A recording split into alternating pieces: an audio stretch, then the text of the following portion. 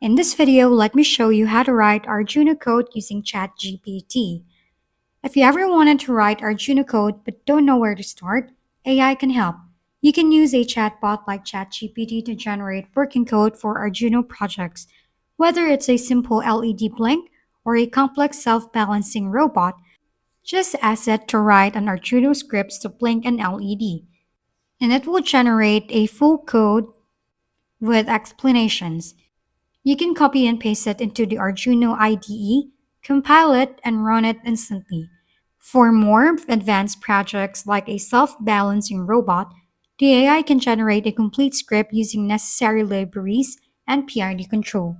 If you prefer not to use a specific library, just ask it to generate the code without it. Thanks for tuning in to How to Doctor.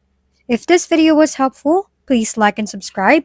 And if you have any questions, drop them below, and we'll see you on the next video.